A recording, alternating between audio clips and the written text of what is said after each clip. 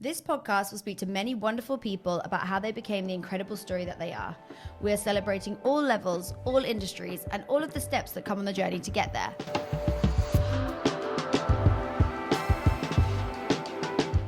Hello and welcome to the podcast. I'm Grace, your host, and with us we have Tas and Alex, who are going to tell us all about how to become restaurant founders. Thank you so much for coming on the pod. I appreciate you being here. Thank you for having us. So you guys are founders of Brother Marcus, so just tell us a bit about Brother Marcus.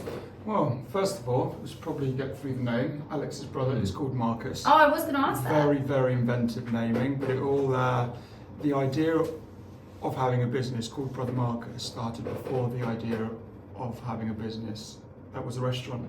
And Alex, every time we meet with Alex, he'd always tell us a story about my brother Marcus did this, my brother Marcus did that. I'm like, Alex, well, who's your bloody brother? Just say Marcus. And from there we knew whatever business we did, it was going to be called Brother Marcus. I love that. Is Marcus buzzing? He is, yeah. He's worked for us and been fired. Oh, nice. Yeah, he was like one of our worst employees, sadly. He didn't live up to the name. And now he wants us in, like he owns the place. His walk changes as he gets closer and closer to the restaurant. So as soon as he swings the doors open, that's when the hips really start swinging. We could spot him a mile off. Yeah. So tell us about the restaurant. It's a Mediterranean-inspired sharing plates for lunch and dinner, and big focus Very on breakfast. specific Mediterranean. It's Eastern Mediterranean, which encapsulates Greece, Turkey, and that sort of quarter Yeah, over Greece all the way there. around to Egypt. Yeah. Wow, that is specific. We don't discriminate with boundaries. They all share the same sea, same food, same ingredients. We fought a few wars between them, but you know they all like hummus. Yeah. They all like tzatziki. That's why we have it here. and that's what we're all about. Love it. Everyone should go to Brother Marcus. It's delicious. I've been. Great. So we're going to go right to the beginning, and you're going to tell us what you wanted to be when you were growing up. I'll have a go. I wanted to be a stuntman. A stuntman. That's Yeah. cool. So I went. How old were you Genuinely. when you wanted to be that? I'm like 11, Nice. 10, 11. I think probably toyed with wanting to be a vet. Realised that I wasn't really smart enough, and then wanted to be a stuntman. And then I ended up in drama school and studied acting. 4 years. Was an actor for 6 years, Wow. and then opened a restaurant. That is a journey. Yeah. Why did you stop acting? Because you wanted to use... And the story of Brother Marcus, but I was an actor, and then Tas and I decided to open a cafe alongside our artistic careers, or at times lack of artistic careers, because it's obviously it's a pretty rough career. Were you both actors? No, I was. I'd love to see Tas on stage. I went to school in drama. I was used to be the guy that used to be dead or used to be asleep. I just always found it so awkward trying to perform. I wanted to be a photographer. Oh, that's a good one. And I did do it for a little while, and I've been doing all of Brother Marcus' photography, but coming out, I wanted to be an artist, whatever that means these days. And photography was my medium, and then I went into doing food photography. So I assisted in a couple of cookbooks, I did a lot of interior stuff, shooting a lot of dog food. It's not my proudest moment, but it paid well. You get the guys that, when you look at a packet of Crystal Walkers and there's a picture of a crisp, you're like, who on earth took that picture? Well, I'm the dog food equivalent. You were the guy. Yeah. We need The you. whole range is really cool. I'm very proud of it. You got range. No, I'm underselling it, but yeah. Nice. So you're both doing this, and then you got to tell me how you came together and how Brother Marcus was born. Yeah. So before doing photography and acting, we were both at school together at 16. Okay. Left school, went and did those things that To pursue our potential future careers. as artists. Yeah. And Expressing ourselves through the medium of... yeah, somehow, whatever that means. And then we were working in street food independently and then together. And then when we were at festival number 6, we were running Steakhouse in Wales. Festival number 6, and we said, right, we can do this for ourselves. You running it together, both working together? No, it was Lily, Bo I was there. just an employee, Oh. We were, but we were there doing it. Oh, nice. helping her run it. I mean, apart from just that, I mean, being an actor, you in your off periods, you'd have to do work, and hospitality was the industry that you got sucked I did loads into. of barista. I worked for Caravan restaurant group and Farm Girl and loads of other places making coffee and waiting tables. So you're kind of in the industry as a side hustle. Yeah, dipping in and out. And very good latte, I've got to say. I made a mean coffee. Still can. Still in the wrist in there. So, and then for myself, how I got into it is my parents have a restaurant in Greece. Like, I grew up amongst that. It was kind of every summer job was that, and I was completely running away from that. Never ever did I want to be in the restaurant industry. Why not? Did it look like hard work? It's not that it looked like hard work. I just wanted something different for myself. I wanted a different pace. I wanted, coming from Greece, from a little village by the sea, which is probably, people hearing this right now is probably like, I want to be there right now. But there aren't many opportunities. I'd have to be working under my dad, and I'd be arguing every single day, getting fired 3 times a week, and being expected to turn up to work the next day. It's not something I take pride or joy in. But coming out of university, you're faced with this issue of being like, what the F do I do? And you're trying to find your place being a freelancer and trying to explore something, trying to find work in your chosen field. And that was tough. I went to a festival and I bumped into some friends, family friends, that were making street food pizzas. I was like, guys, I need a job, I need help. And they brought me into the fold, and that was me for three years really, mixing that street food scene with my photography. Yeah, and then Brother Marcos, we managed to get together enough to open a street food business, which is around 10 grand, and this opportunity came about in Balham, and we managed to work out how we could open that cafe with the same money. So there was an existing cafe, and we said, we'll give you whatever we agreed a figure, and we gave him that money a year to just give us his restaurant as it was, a cafe. He was an older chap. He had another 2 properties. He was having some hard things. He was actually my parents' best man at their wedding, and he didn't want to give this cafe up. And we tried, and he finally said yes. But God, did he charge us a lot of rent? Yeah, it was weekly as well. Did just he? Like, we didn't know about leases, we didn't know about agreements, we didn't know about business. There wasn't a lease. We just had it was just a phone call like, what would we pay you X amount a year? He's like, yeah, okay. Eventually, Really? and that was it. So we walked in, and we didn't have enough. We made everything in Tas's garden, all the furniture. We painted. It took 3 days, and then we got open on the Thursday, because we had to make money that week to pay rent on the Monday. We really got to lean into all your friends, all your family. Yeah. It's like panic. It's like working under pressure. Yeah, Serious which pressure. Still It never goes. It's never changed. That's amazing. Like, how fortunate that situation was there, that you guys could go for it. I know it was stressful, but that's a very, very niche situation. Totally. I mean, I think to start a restaurant, for most people listening, is way more than 10 grand. It's, I hear stories of 100, 200 is the minimum people need. I've heard people do it for 60, 70, but people are normally quite gobsmacked at 10 grand. Yeah, I am, to be honest. That's insane. Yeah, so it was opportunistic, but I think we saved a lot by, I mean, there was a point where we couldn't put more screws in the furniture because we'd run out of money to buy more screws. And like 2 months later, buying more screws to Put everything back together. Yeah. So yeah, very, very niche situation. And what was it? It wasn't that cuisine then, was it? Was it just like brunch, or was it always the same? So this is a funny one, isn't it? Because we didn't have a clearly defined concept. We didn't have a clearly defined menu. We didn't have an EPOS system or ways to collect, the money, the things that we were selling. So we had this like very basic understanding of what we wanted to do, what we could do.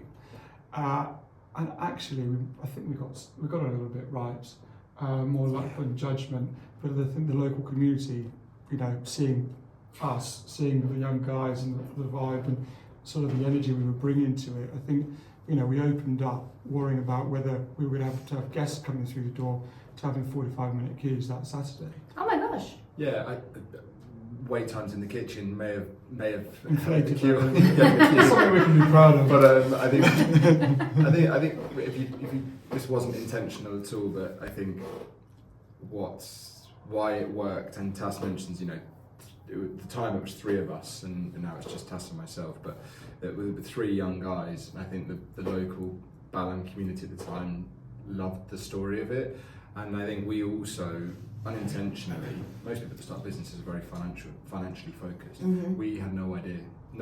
All we cared about was that every guest had an awesome time, and Tas was so detailed from the get-go on how good the food had to be, like how well the food was presented.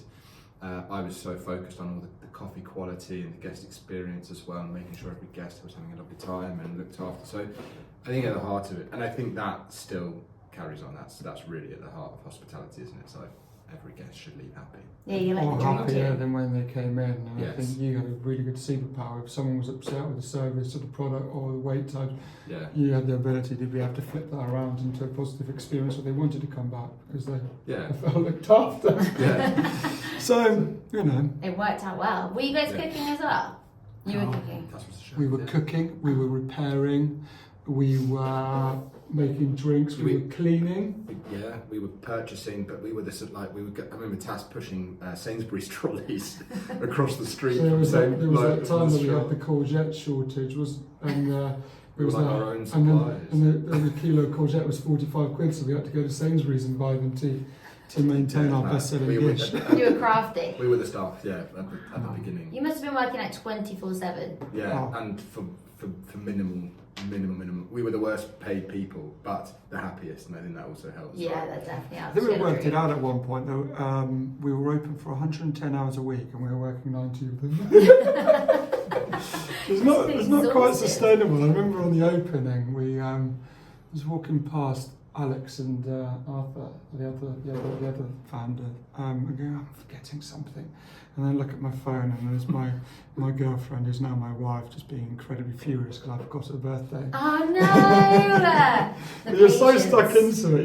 The adrenaline's rushing. You're creating stuff. You're collaborating with friends, and you're building something. You can stand back at the end of the night and look at it and go, "We've done this. It's ours." And people are interacting with it in a positive way. And it gives you an amazing amount of sort of this instant gratification. Becomes your whole world. Like you said, you're just immersed in it. You must have lived and breathed it. Yeah, I mean, We so still much do. so we gave up on what we studied. Yeah. And I spent 4 years studying, and then 10 years dreaming of being an actor, and this completely diverted it. So Was that a super scary decision, or was it pretty instant? You're like, no, it's done. it wasn't instant; it was just natural. Mhm. I just sort of just lost interest, and when the odd audition would come through, I'd find I was like, I just would rather be doing this. Yeah, you'd take them though. You'd get some still. You were I did some get TV a couple of commercials. adverts. I still did some actually, yeah, fortunately I did a Coca-Cola TV commercial. That's a good one. Yeah, which while we were not paying ourselves, was enough for me to survive on for a And year. what was the which first thing you bought with the money? Oh, well, it all went quite quickly. But A 3-wheeled car. oh my god, it was a 3-wheeler car. It was a 3-wheeler car. It's a Why? it's a good story. And then I had to sell it because it was made of. What was it made of? It was like a boat. Fiberglass. It's made of Fiberglass. fiberglass, and you could have fit three adults in it without hitting the floor. And had a button, and you could change the siren Oh from my God. police car to mewing cow.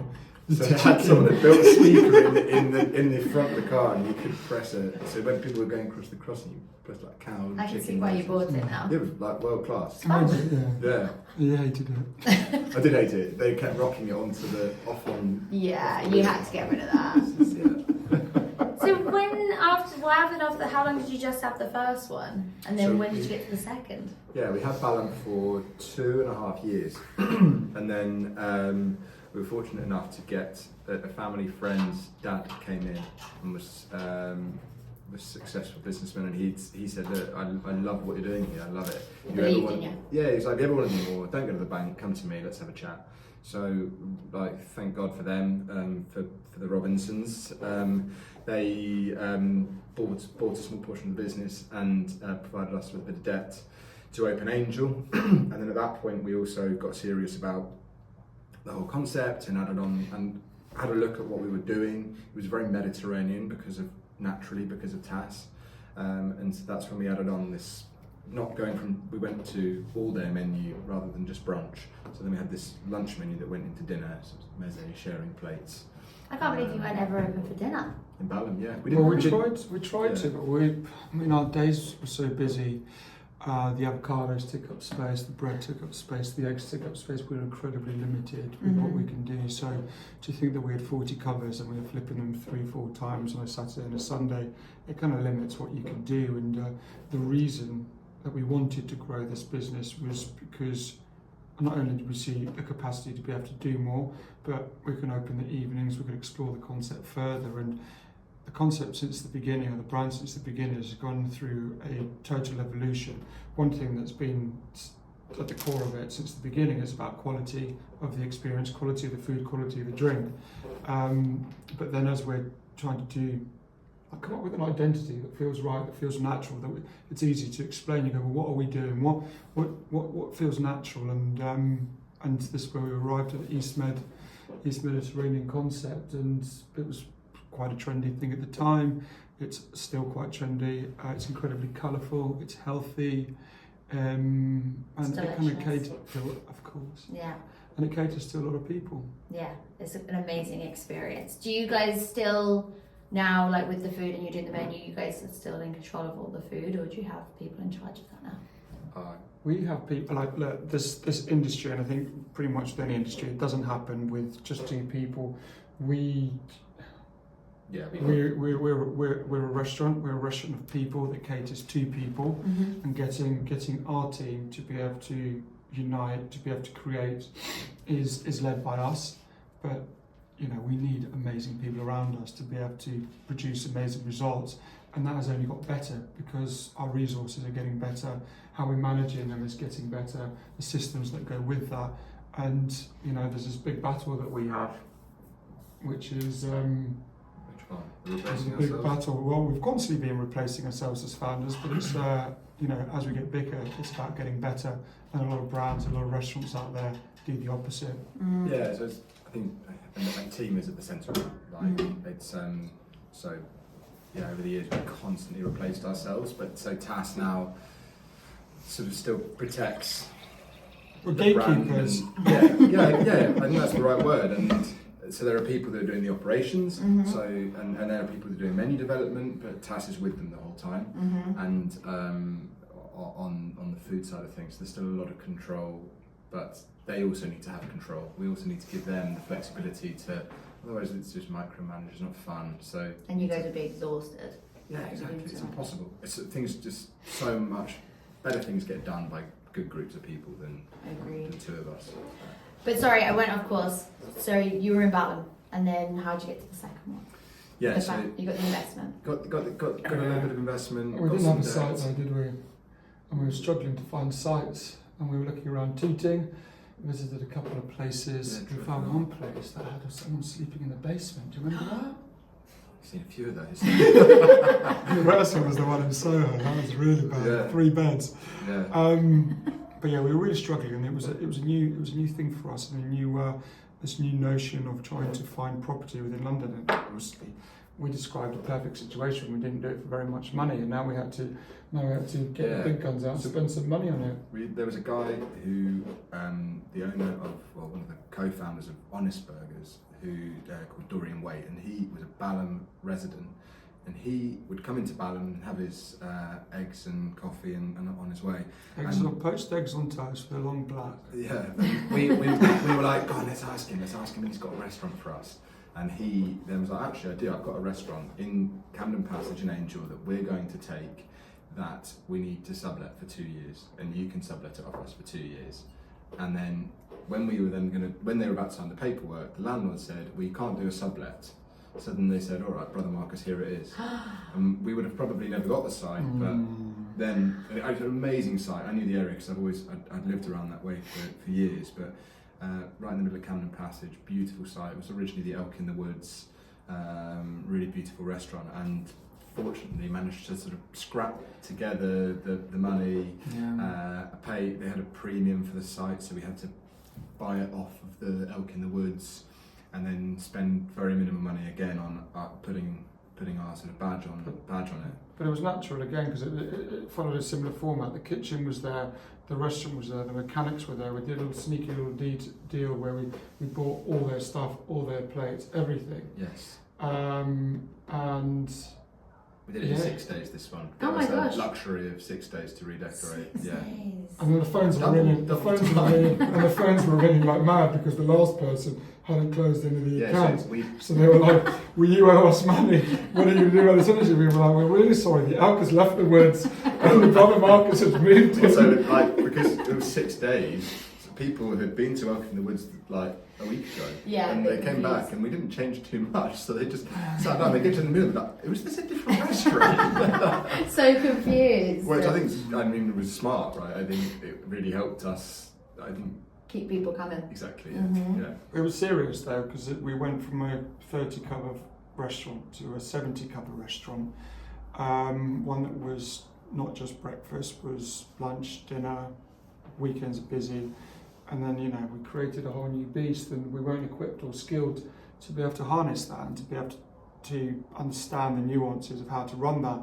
So again, But the whole learning curve starts again where we have to try and. It was also, we had 2 sites. We had two teams. We had 2 managers, and then suddenly you've got to then learn the skill of leaving a system behind so that then everyone can operate on that system. And that was, I mean, we're still getting better at that now, but we're much better at that now, thank God. But yeah, then we learned some serious lessons then. How did you do it? Is it just learn as you go? Yeah. Really? And advice. I think one amazing thing about this industry is that you think, oh, that person's so important and so powerful or whatever. But you send an email, you get one back. Mm-hmm. We found it unbelievable how helpful people were. People love to help. Yeah. Share their knowledge. Yeah, and share their mistakes and yeah. We weren't the best at asking questions back in the days or asking people for help. And I think that's something that people really need to lean into more because, it's easy to think that you're reinventing the wheel, but actually it's a well-trodden path by many people. So so many fundamentals that across every business. Yeah. Were you guys not petrified about the competition? Was it not there's so many restaurants? We did not think about that once. Really? What we were petrified about was paying our bills in time. Mm-hmm. Cash flow, that was a fun one. Every January we used to panic about the big bills that would become in April. That's been a conversation for the past 7 years. Yeah. Big one. That's something that never changes. I mean, I've talked to, I won't say the names of the business, but I talked to other businesses, and I'm like, oh, when does that cash flow thing end? And they just laugh in my face. Oh, really? It doesn't change, mate. It just gets worse. Oh god. But you keep going. Exactly. Yeah, so I think there's a naivety with founders, and I think that's a really important thing. And when I talk to other people who want to start a business or want to pursue their passions, they really go into the detail and they overthink it, and it's quite easy to convince yourself not to do something. Yeah. Whereas we were, should I say naive or dumb? Probably naive. Persistent. I mean, we were 26 when we started Balance. Yeah. Yeah. So, and I think that's so helpful.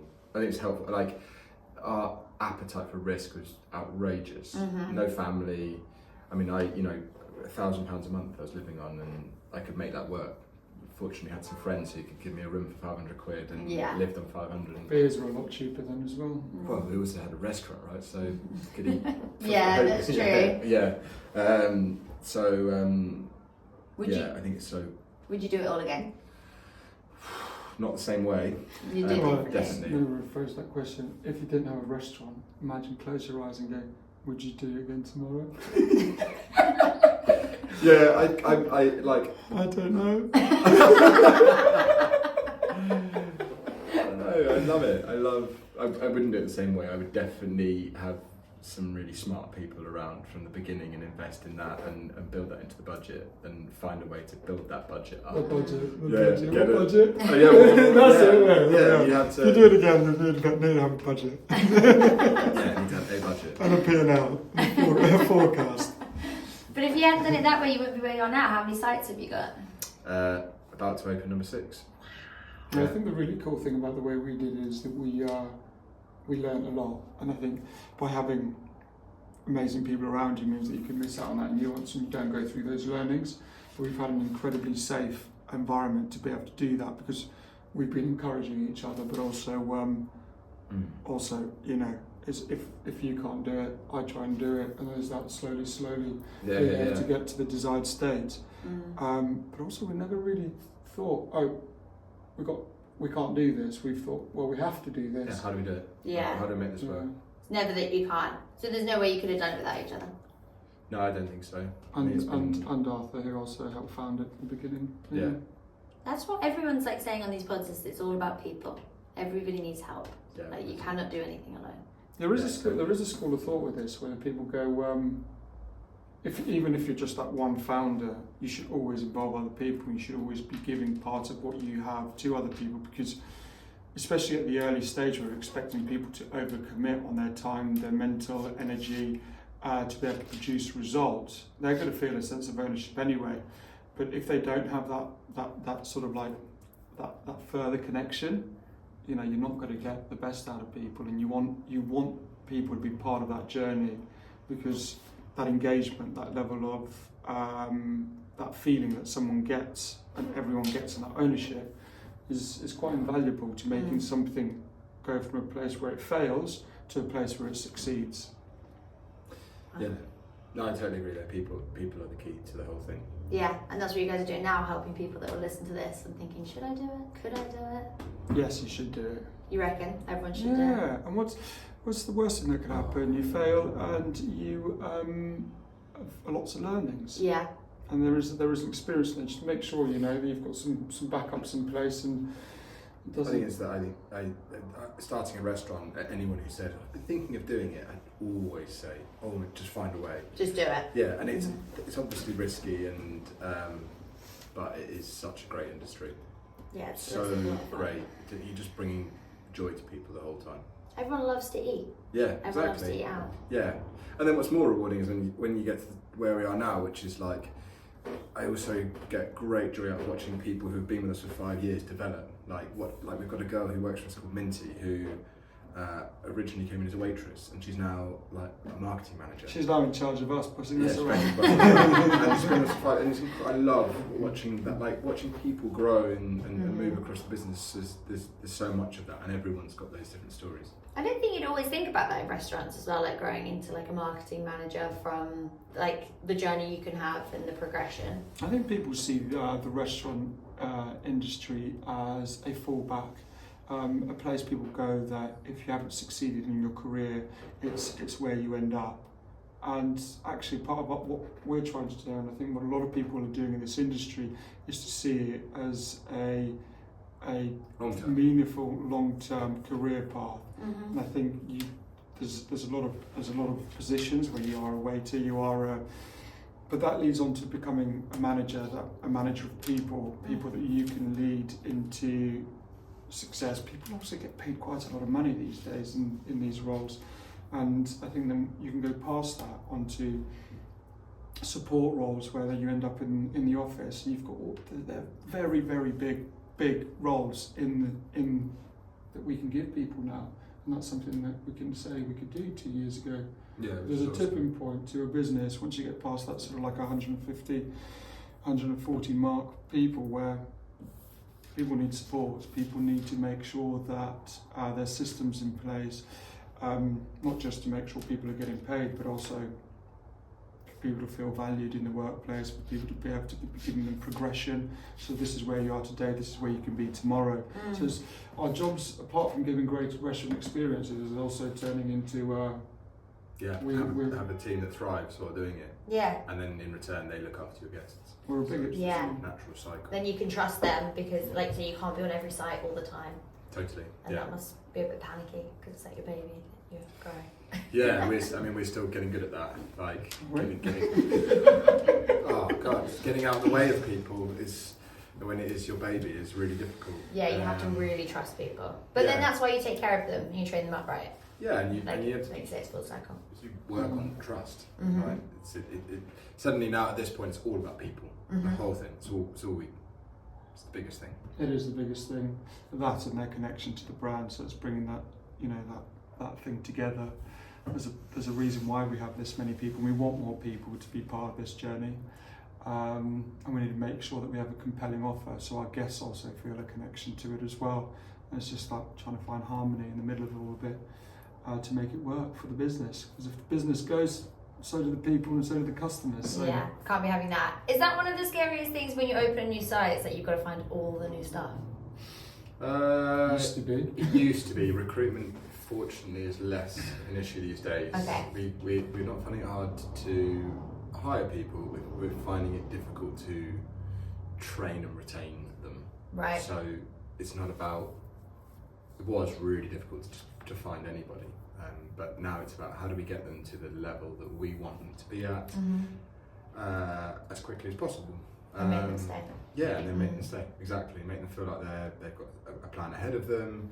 Make them feel like they're being looked after. Their well-being is our priority. It goes on, right? What you got to do, but yeah. How did you get to 6 sites? So, after Angel, where we developed the concept and refined what it is that we're about and what it is that we're trying to do, we then again looked to go find another site, which led us into Spitalfields.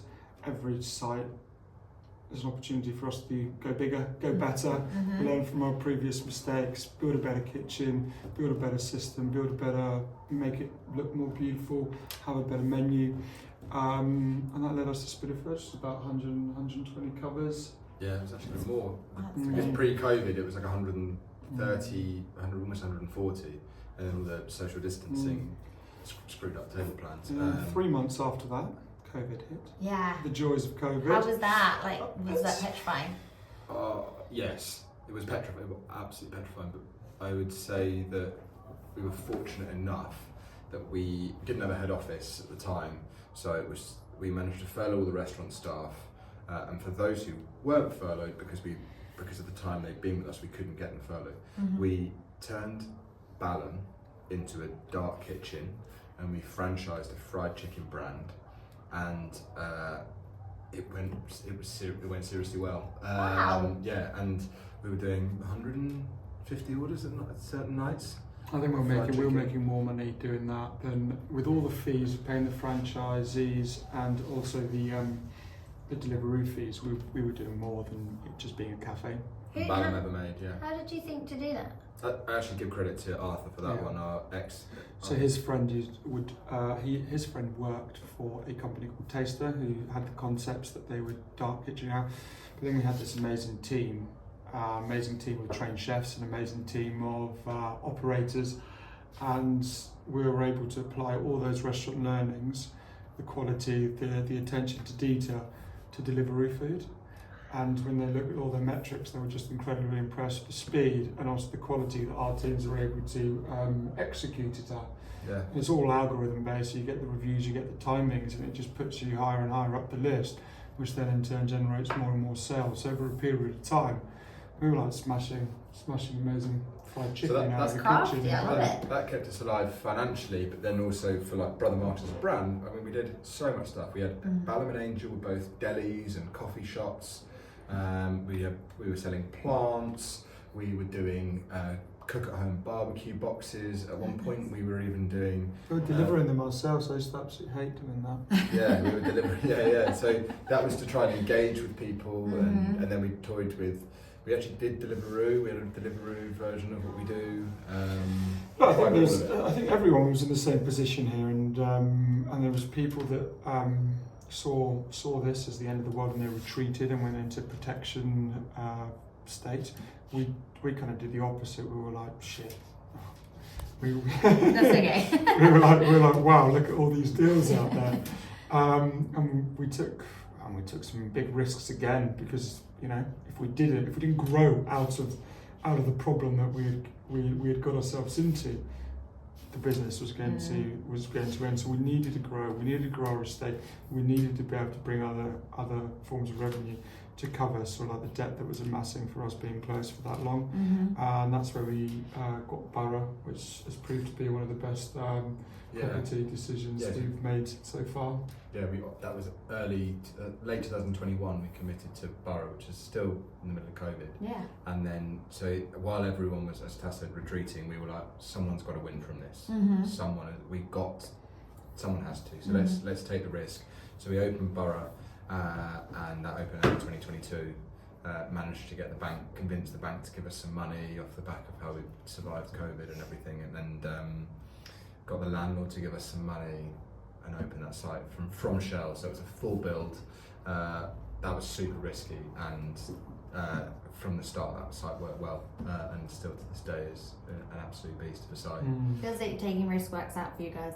Yes, well, also There's later. another risk into there as well. While we were opening restaurants, we thought we'd do another one.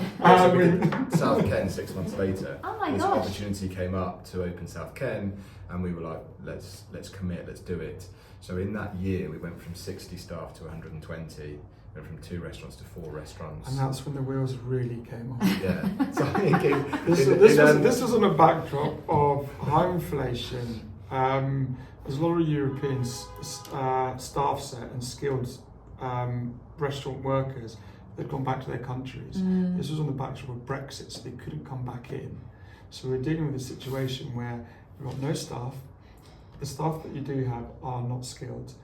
All the food costs, energy costs are skyrocketing as this is all going on. Next to the war in Ukraine. And we sat back and were like, what have we done Yeah, here? what are you doing? And we just spent a whole year trying to get control of the situation. Yeah, so 2023 was trying to put the wheels back on a moving car, and we turned over what at the time, and it still is, a hell of a lot of money, and we spent every penny of it. Yeah, I can imagine. We made nothing, and most people that turn over that much money you should look to make something on it. So we learned so many lessons that year in 2023, how to run a business, the type of people we needed around us, the systems, for what it took to run 4+ restaurants. But the best thing at the end of that year is we still had the restaurants. Yeah. We had a great team. Our food was getting better. Our service was getting better, and we had a clear path onto. We were talking about this thing a second ago. Is growth versus hospitality. We'd flipped that to the point where we grew too fast, an unsustainable rate, and our product and our hospitality suffered. So we're here to do one job really, and that's to provide a great service. Yeah, so we failed. Growth and hospitality are enemies is something. That's the message. That's the message, and right. And so then off the back of that year, we said, well, as we get bigger, why can't we get better? So let's not ever do that again. We took on a non-exec as well, so we've got an advisor who is Dorian, the Honest Burgers guy, who was in Balham. We took him on as an advisor, and his advice over the last year and a half has been invaluable. Is that why you would have got one earlier? Is that what you say? Because like an advisor earlier and put it into the budget? Yes, yeah. Like I think the best way to describe it is he brings a really serious senior bit of advice to 2 energetic Labradors. Sometimes needed. Yeah. Sort of, and but also he's just brilliant. And there's an element that we're looking at things. When we find something difficult, we try and find a solution to that problem, and we're fixers in that sort of sense, and we focus and achieve what we're aiming for. But when you're dealing with someone at Dorian's caliber, you're in a situation where you go, these are the problems you're going to have over the next 6 to 9 months. This is what you need to put in place organisationally to make sure you don't have those problems in a year's time, and then making sure that you're budgeting and finding the right level of people that are not just going to stay there for a year, but also stay with you long term over that journey. Yeah. So we now hire a year ahead. Wow, he's like a guardian angel. Yeah.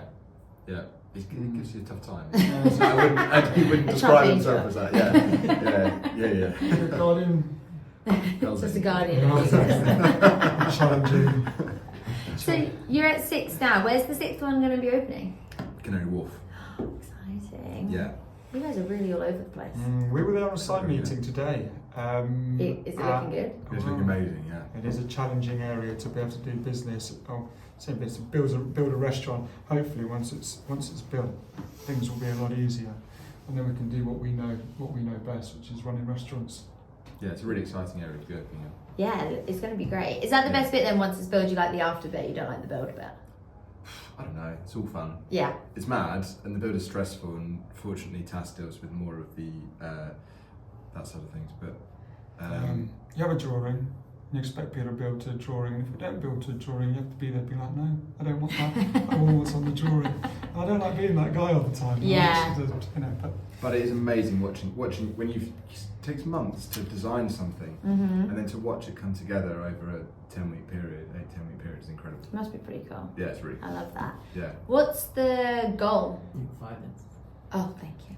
What's the goal? Yeah, you're at 6 now. You're always going to be with Brother Marcus. Is that the aim? Yeah, I think that we love running this brand and like running this business, and we've got to. We just want, growth and hospitality are enemies, right? We want to keep growing, but at the same time getting better, and I think we can definitely do a few more in London, and then we're really excited to take Brother Marcus outside of London at some point. That's fun. Yeah, but we've got to be really careful when we do it, and we can't just assume that whatever we do in Borough Market will work in Manchester. We've got to go out there, spend some time there, understand the people, and the market there, and then do it. So is it Manchester or is it Madrid? Very different places. Yeah. One side than the other. I went to uni in Manchester. I feel like it would do really well there. Yeah, really? Okay. I mean, it was a long time ago, but Manchester is booming great at the city. moment as Yeah. well. Loads of London brands have gone there and are loving it. yeah. Where would we work? I think you go like Spinningfields area. Yeah? Yeah, not like Northern Water vibe. More like Spinningfields. I could see it there. Thank you. Maybe we can Maybe share it's scans. Yeah, absolutely. And tell us what Springfields is.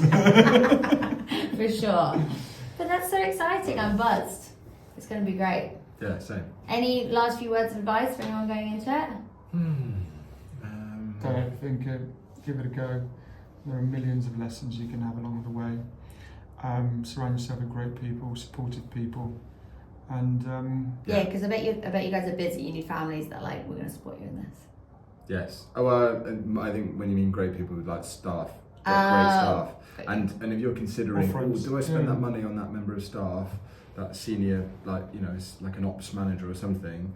Opening a bad restaurant is going to be way more expensive than hiring that person. So get them there. It's a great finishing line. Well done.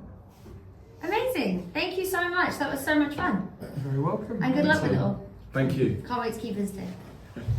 Nice one. Thank you so much for watching. Please make sure that you like and subscribe so we can continue to make these and keep teaching people how to become A. Thank you.